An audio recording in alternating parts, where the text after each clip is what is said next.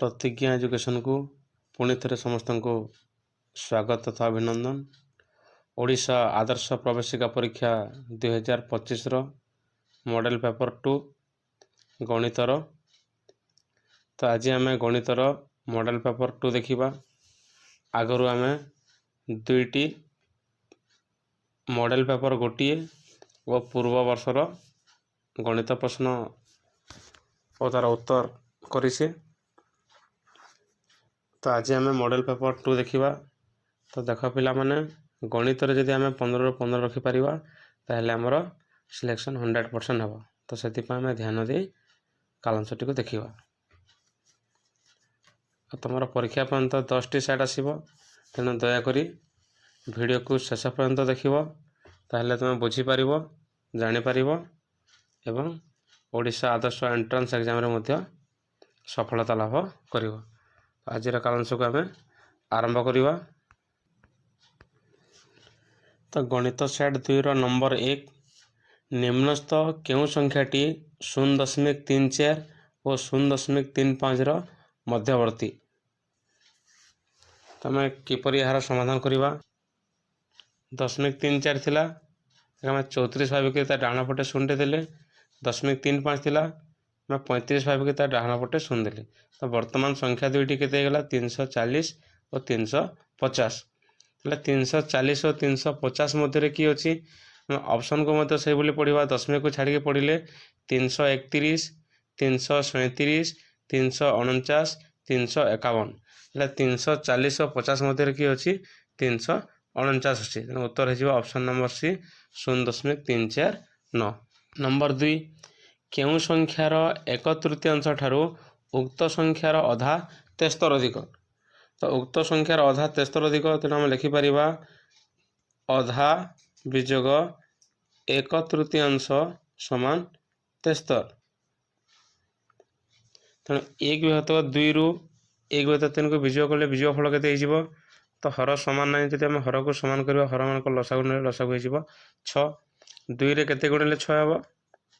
2 रे 3 गुणिले तेणु तार लबर आम 3 गुण कले 1 3 3 हो।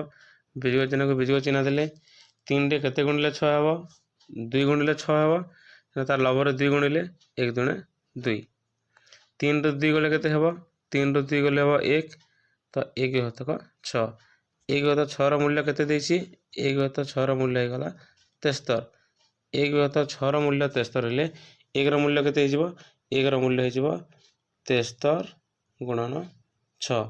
73 को 6 सहित गुणन कले गुणफल हो 6 3 18 8 हाथ रहा 1 6 7 42 हाथ 43।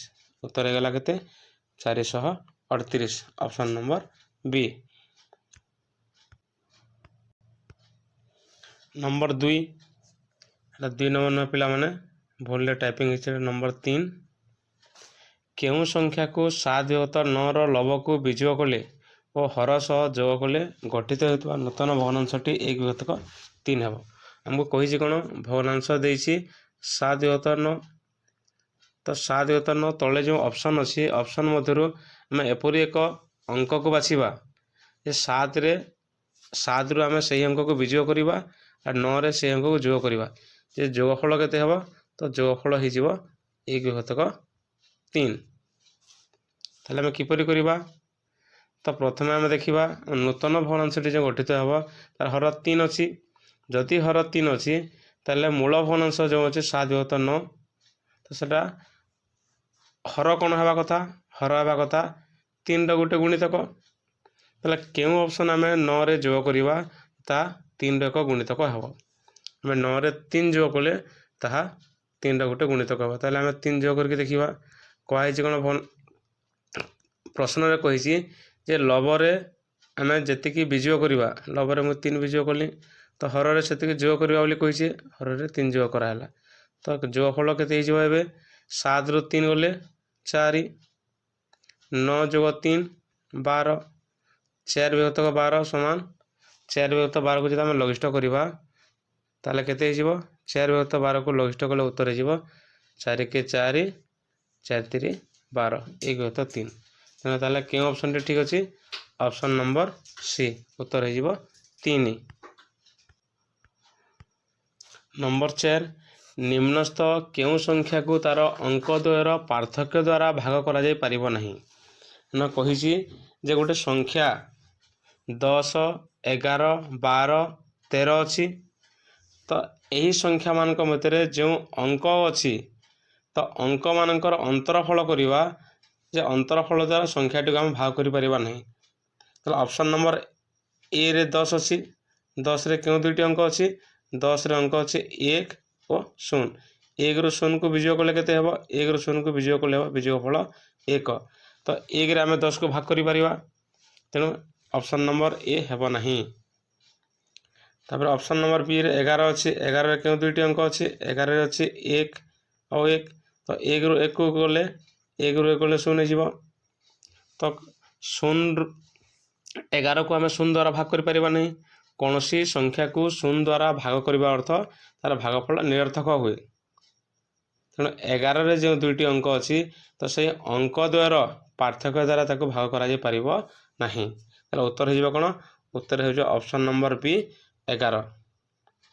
तो 4 नंबर उत्तर केते हला 4 नंबर उत्तर हला 11। नंबर 5 तुम ज्यामिति बाक्स रे थिबा जो सेट स्क्वायर रो कोनसी दुईटी बाहु समान नुहे ताहार बृहत्तम और क्षुद्रतम कोणर परिमाण समष्टि केते। तो ज्यामिति बाक्स रे जो सेट स्क्वायर दुईटी अछि हम देखिथिबा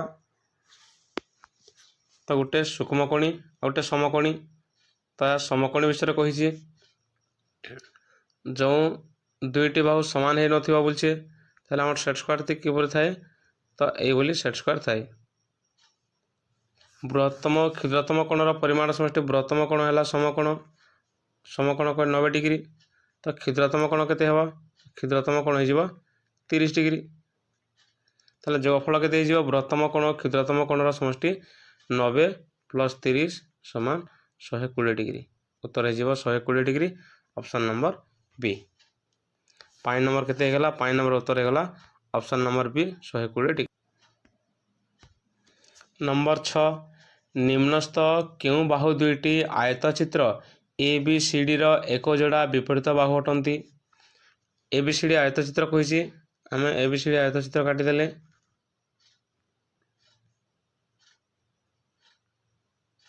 ए बी सी डी आयतचित्र ए बी सी डी तो ए बी सी डी आयतचित्र रे एक जोड़ा विपरीत बाहु अटंती बोली कहिछि तो ऑप्शन आम ए देखिबा ए बी एवं बी सी तार विपरीत बोली कहिछि ए बी एवं बी सी हेबा नहीं विपरीत ऑप्शन नंबर ए हेबा नहीं। ऑप्शन नंबर बी सी एवं एडी बोली कहिछि बी सी एवं एडी विपरीत जोड़ी हो पारिबो उत्तर हेगला ऑप्शन नंबर बी। 6 नंबर उत्तर केते हेगला उत्तर हेगला 6 बी सी और एडी हो जिवो विपरीत बाहु। नंबर 7 गोटे 5 अंक विशिष्ट संख्यार अंक गुड़िक बामरू डाहाण को एक अधिक एभली बृहत्तम संख्या और क्षुद्रतम संख्या द्वयर पार्थक्य केते। प्रश्न रे कहिछि तमे 5 अंक विशिष्ट गोटे संख्या लिखिबा तो जो संख्या की बामरू डाहाण को एक अधिक होगी जाइथिबो एभली बृहत्तम संख्या लिखिबा और क्षुद्रतम संख्या लिखिबा और तार पार्थक्य केते बाहर करिबा। तमे संख्याटी जदि लिखिबा बामरू डाहाण को बढ़ होगी जीवो ताले हम लिखि परिबा डाहाण रो बाम को एक कमी कमी जीवो बृहत्तम संख्या हो जीवो 9 8 7 6 5 तो 5 युत 6789 होउछि बृहत्तम संख्या ताले क्षुद्रतम संख्या केते हो जीवो क्षुद्रतम संख्या हो जीवो 1 युत 2345 पार्थक्य बोलছে पार्थक्य कहले कौन पार्थक्य कहले बीजय फल बीजय करवा 9 रु 5 गले 4 8 रु 4 गले 4 7 रु 3 गले 4 6 रु 2 गले 4 5 रे गले 4 उत्तर केते गला 4 अयुत 4444 ऑप्शन नंबर सी। नंबर 8 केउ प्रकार कोण प्रत्येक त्रिभुज रे अति कम रे 2 गोटी थाए तार पूर्व क्लास रे मध्य कहिथिले पिला माने जे सूक्ष्मकोण प्रत्येक त्रिभुज अति कम दुईटी थी सूक्ष्मकोणी त्रिभुज 3टी थाए ना जो स्थूलकोणी है समकोणी त्रिभुज है अति कम दुईटी रही ऑप्शन नंबर सी। କେଉଁ ପ୍ରକାର କୋଣ ପ୍ରତ୍ୟେକ ତ୍ରିଭୁଜରେ ଅତି କମରେ 2 ଗୋଟି ଥାଏ? ସୂକ୍ଷ୍ମ କୋଣ ପ୍ରତ୍ୟେକ ତ୍ରିଭୁଜରେ ଅତି କମରେ 2 ଗୋଟି। ନମ୍ବର 9 କେଉଁ ପ୍ରକାର ତ୍ରିଭୁଜରେ 2ଟି କୋଣର ପରିମାଣ ସମଷ୍ଟି 90 ଡିଗ୍ରୀ ଠାରୁ କ୍ଷୁଦ୍ରତର? ତ କେଉଁ ତ୍ରିଭୁଜରେ 2ଟା କୋଣର ପରିମାଣ 90 ଡିଗ୍ରୀ ଠାରୁ କ୍ଷୁଦ୍ରତର ହେବ? ଉତ୍ତର ହେଇଯିବ ସ୍ଥୂଳକୋଣୀ ତ୍ରିଭୁଜ। ସ୍ଥୂଳକୋଣୀ ତ୍ରିଭୁଜରେ ଆମେ ଯେଉଁ ସ୍ଥୂଳକୋଣକୁ ଛାଡ଼ି ଅନ୍ୟ 2ଟି କୋଣ ରହିଲା ତାକୁ ଯୋଗ କଲେ ଯୋଗଫଳ 90 ଡିଗ୍ରୀରୁ କମ୍ ହେବ। 9 ନମ୍ବର ଉତ୍ତର ହେଇଗଲା ଅପସନ୍ ନମ୍ବର ଏ। 10 ନମ୍ବର କେଉଁ 2ଟି ପରସ୍ପର ମୌଳିକ ସଂଖ୍ୟାର ଲସାଗୁ 432 ହେବ? ତ ଲସାଗୁ କେତେ ହେବ ବୋଲି କହିଛି? ଲସାଗୁ କହିଛି 432 ହେବ। ଲସାଗୁ ଯଦି 432 ହେଲା ତାହେଲେ ଆମେ କ'ଣ କରିବା? ତ ଏହା ଅପସନ୍ ମାଧ୍ୟମରେ ଆମେ ତା ସମାଧାନ କରିବା। କେଉଁ 2ଟି ପରସ୍ପର ମୌଳିକ ସଂଖ୍ୟାର ଲସାଗୁ 432 ହେବ ବୋଲଛି? ଆମେ ପରସ୍ପର ମୌଳିକ ସଂଖ୍ୟା ପ୍ରଥମେ ଦେଖିବା। ପରସ୍ପର ମୌଳିକ ସଂଖ୍ୟା କହିଲେ କ'ଣ? ପରସ୍ପର ମୌଳିକ ସଂଖ୍ୟା କହିଲେ ଯେଉଁ 2ଟି ସଂଖ୍ୟାର ଗସାଗୁ 1 ହୋଇଥାଏ ତାହାକୁ ପରସ୍ପର ମୌଳିକ ସଂଖ୍ୟା କୁହାଯାଏ। ଆମେ ଅପସନ୍ ଏ କୁ ପ୍ରଥମେ ଚେକ୍ କରିବା। ଅପସନ୍ ନମ୍ବର ଏରେ ଅଛି 18 ଓ 24। 18 ଓ 24 ପରସ୍ପର ମୌଳିକ ନୁହେଁ। କାହିଁକି? ତ 18 ଏବଂ 24 2 ଖେନ୍ଦାରେ ଅଛି, 3 ଖେନ୍ଦାରେ ଅଛି, ତେଣୁ ଅପସନ୍ ଏ ହେବ ନାହିଁ। ଅପସନ୍ ବି କୁ ଦେଖିବା। 36 ଓ 12 ମଧ୍ୟ ପରସ୍ପର ମୌଳିକ ନୁହେଁ। ଯେହେତୁ 12 ଖେନ୍ଦାରେ 12 କେ 12 12 3 36 ଅଛି, ତେଣୁ ଅପସନ୍ ନମ୍ବର ବି ମଧ୍ୟ କଟିଗଲା। ଅପସନ୍ ନମ୍ବର ସି କୁ ଦେଖିବା। ଅପସନ୍ ନମ୍ବର ସି 16 ଓ 27 ହେଉଛି ପରସ୍ପର ମୌଳିକ ସଂଖ୍ୟା। ଯେହେତୁ 16 ଓ 27 ପରସ୍ପର ମୌଳିକ ସଂଖ୍ୟା, 16 ଏବଂ 27କୁ ଯୋଗ କରିବା ତ ଯୋଗଫଳ 432 ହେବ। ତେଣୁ ଉତ୍ତର ହେଇଯିବ ଅପସନ୍ ନମ୍ବର ସି। 10 ନମ୍ବର କେତେ ହେଲା? 16 ଏବଂ 27 2ଟି ପରସ୍ପର ମୌଳିକ ସଂଖ୍ୟା ଯାହାର ଲସାଗୁ 432 ହେବ। 11 ନମ୍ବର 7 ଘଣ୍ଟା 15 ମିନିଟରୁ 10 ଘଣ୍ଟା 10 ମିନିଟ୍ ମଧ୍ୟରେ ସମୟର ଅବଧି କେତେ? ଘଣ୍ଟା 10 ମିନିଟ୍ ଲେଖିଦେବା।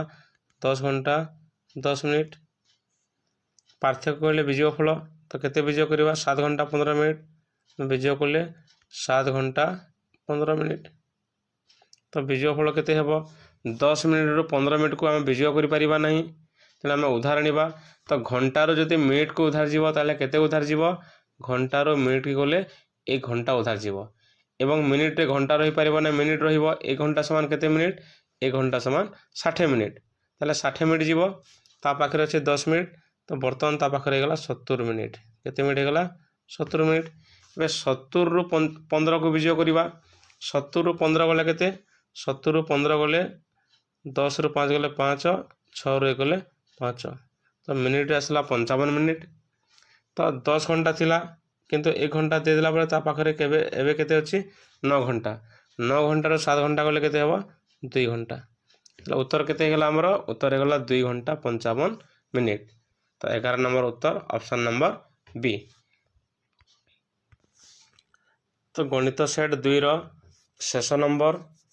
ତ ଯଦି ଭିଡ଼ିଓଟି ଭଲ ଲାଗିଛି ତାହେଲେ ପିଲାମାନେ ଭିଡ଼ିଓକୁ ଲାଇକ୍ କରିବେ, ସବସ୍କ୍ରାଇବ୍ କରିବା ସହିତ ସାଙ୍ଗସାଥିମାନଙ୍କୁ ସେୟାର କରିଦେବା, ଯାହାଦ୍ୱାରା ସମସ୍ତେ ଏ ଭିଡ଼ିଓକୁ ଦେଖନ୍ତୁ। ତ 12 ନମ୍ବର ଇଂରାଜୀ ବର୍ଣ୍ଣମାଳାର ଅକ୍ଷର ଇରେ କେତୋଟି ପ୍ରତିସମ ଅକ୍ଷର ଅଛି? କେତୋଟି ପ୍ରତିସମ ଅକ୍ଷର ଅଛି? ଆମେ ଯଦି ଇ ଲେଖିଲେ ତାହେଲେ ଇରେ କେତୋଟି ପ୍ରତିସମ ଅକ୍ଷର ହେବ? ଇରେ ପ୍ରତିସମ ଅକ୍ଷର ହେଇଯିବ ଗୋଟିଏ। ଆମେ ଏଥିରେ ଯଦି ଆମେ ମଝିରେ ଗାର ପକାଇବା ତାହେଲେ ଗୋଟେ ପ୍ରତିସମ ଅକ୍ଷର ହେବ। ଅପସନ୍ ନମ୍ବର ବିରେ ଅଛି ଗୋଟିଏ। ଭିଡ଼ିଓକୁ ଶେଷ ପର୍ଯ୍ୟନ୍ତ ଦେଖିଥିବାରୁ ଧନ୍ୟବାଦ। ତାହେଲେ ଭିଡ଼ିଓଟି ଯଦି ଭଲ ଲାଗିଛି ଲାଇକ୍ କରିଦିଅନ୍ତୁ, ଚ୍ୟାନେଲକୁ ନ ଆସିଥିଲେ ସବସ୍କ୍ରାଇବ୍ କରିଦିଅନ୍ତୁ ଓ ସାଙ୍ଗସାଥିମାନଙ୍କୁ ସେୟାର କରିଦିଅନ୍ତୁ, ଯାହାଦ୍ୱାରା ସମସ୍ତେ ଏ ଭିଡ଼ିଓକୁ ଦେଖିପାରିବେ। ତ ଆଜି ପାଇଁ ଏତିକି, ଧନ୍ୟବାଦ।